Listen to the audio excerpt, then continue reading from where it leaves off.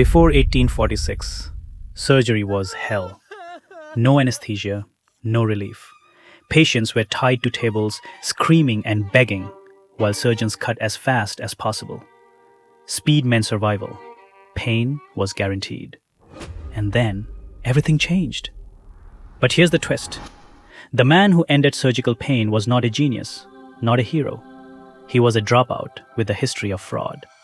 Born on August 9, 1819, William Thomas Green Morton left school at 17 after his father's financial failure.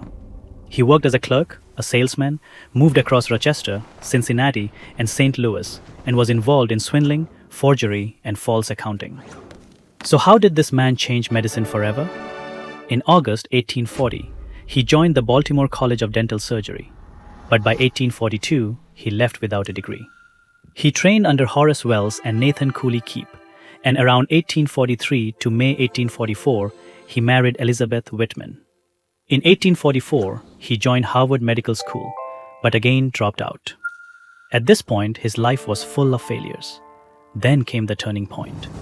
He partnered with Horace Wells to improve artificial teeth, but the business failed because patients could not tolerate the pain of tooth extraction. That failure became the reason for a breakthrough. Now look carefully at the timeline. On March 30th, 1842, Dr. Crawford Long used ether to remove a tumor from James Venable, but he did not publish until 1849. On December 11th, 1844, Dr. Horace Wells used nitrous oxide for tooth extraction, but his public demonstration in January 1845 failed. The idea existed, but no one proved it to the world. Morton enters here. He learned about sulfuric ether from chemist Dr. Charles Thomas Jackson, but instead of local use, he asked a bigger question. What if pain can be completely removed? He began secret experiments on animals, on his pet spaniel, and finally on himself. He inhaled ether again and again until one day he collapsed unconscious for several minutes. That moment could have killed him, but instead, it gave him the answer. Pain can be switched off. On September 30th, 1846, he performed a painless tooth extraction on Eben Frost. No pain. Still, nobody believed him. So he took the biggest risk of his life. October 16th, 1846, Massachusetts General Hospital. A full audience of doctors waited for him to fail. Now here's a crucial detail. Morton was late. On that very morning, his ether inhaler was still being modified by a glassmaker. He delayed because if the device failed, everything would fail. Inside the operating theater, Dr. John Collins Warren was ready and losing patience. When Morton finally arrived, Warren said, "Well, sir, your patient is ready." The pressure was immense. Morton stepped forward. Patient Edward Gilbert Abbott lay ready. Ether was administered. Surgery began. Everyone waited for the scream, but nothing happened. No movement, no pain, complete silence.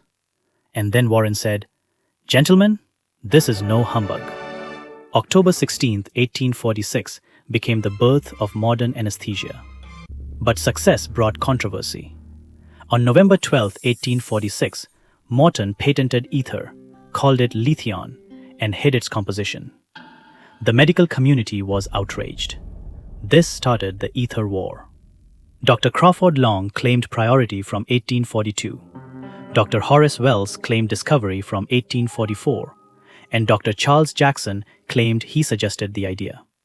Even today, there is no clear answer.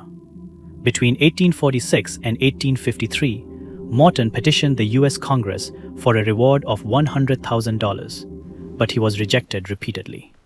In 1850, the French Academy of Sciences awarded the Monthyon Prize, shared with Morton and Jackson. Later, Morton sold the medal to support his family.